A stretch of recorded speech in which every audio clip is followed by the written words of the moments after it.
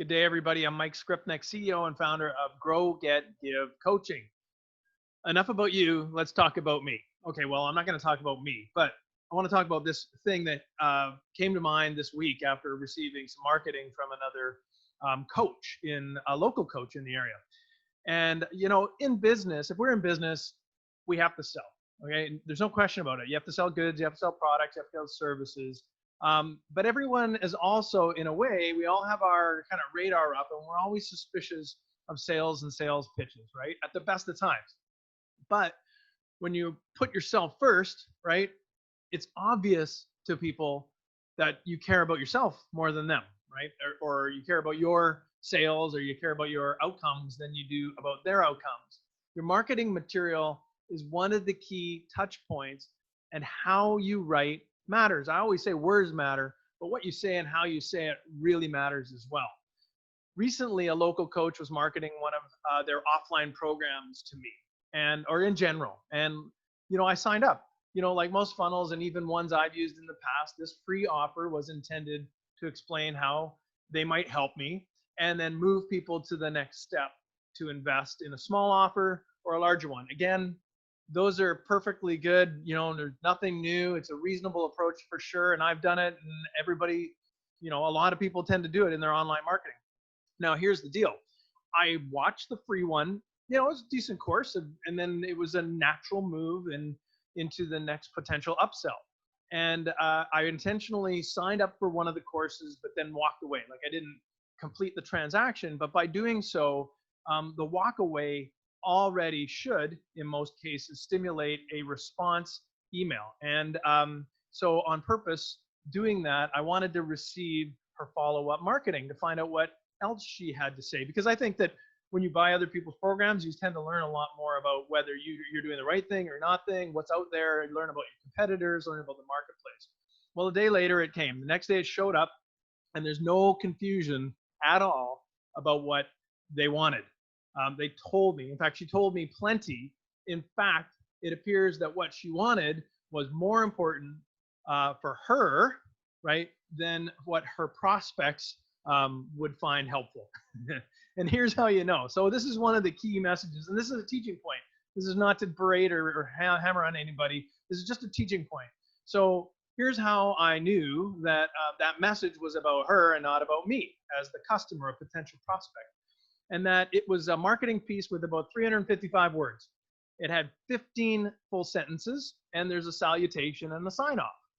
Within the text, there were 16 I's, 4 me's, and 5 my's, for a total of 10 sentences that told me exactly what she wanted out of this relationship.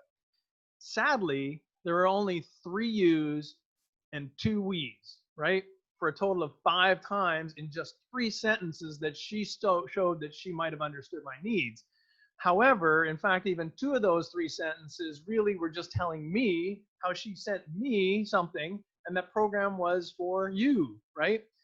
So she didn't really help me understand how she was serving or what my benefit would be, and certainly didn't bother to say it in my words. So one of the things is, and like I said, I didn't want to hammer it because it's clear this person chose the coaching profession as a profession, as her life thing, because that's exactly what she wants to do. She wants to help. She wants to help people, like, innately. So, you can't begrudge a person for wanting to wake up every day and make other people's lives better. That's great. In fact, any impact-minded entrepreneur will have that goal.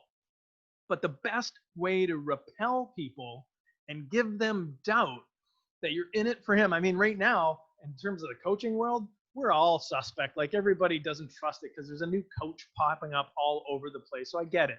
The landscape is noisy, and it's full of people who claim to be coaches and claim to might be able to help you. And, there's a lot of all hat, no cattle type people. But if you want to really repel people in your marketing, it's by focusing on your wants and your needs while demonstrating absolutely no understanding of theirs. That's a great way to keep everybody at bay. I mean, talking about yourself, having, whatever, 80% or 90% of your document and your message to be all about you, me, my wants, and I need this from you versus here's the things that might help you and I understand your problem.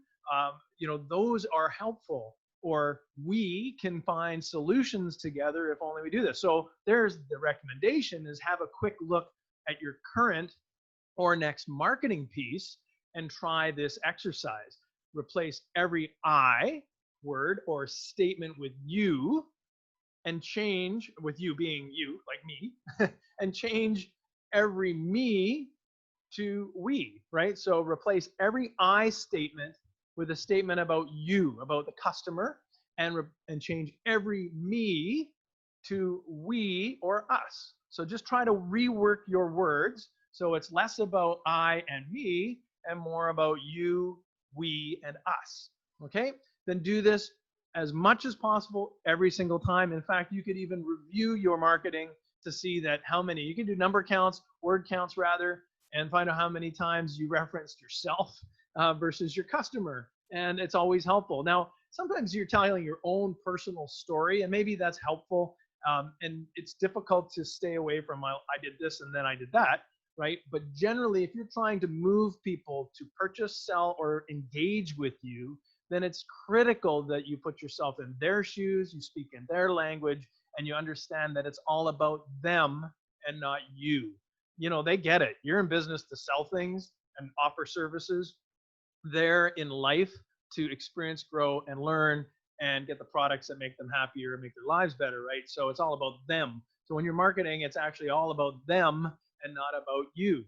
So to find out more about how entrepreneur owners, so anyways, I just wanted to kind of touch on that. And so if you want to find out more about how the entrepreneur owners in our Grow, Get, Give coaching family are succeeding and thriving today, how they're growing their business, getting more freedom and giving back, just email me at info@mikeskrypnek.com. Our exclusive 4-person small group coaching, 6-month training programs start basically every month. Every time we get the right fit 4 people together, we put them in a group, and then we begin our group coaching that's roughly 6 months in length. But really, if you want a transformative life and business experience, you really want to deal and get with some one-on-one coaching, right? Customized coaching and input by becoming part of our coaching relationship with me and part of our one-on-one coaching family, all those people just like you who are seeking private singular counsel.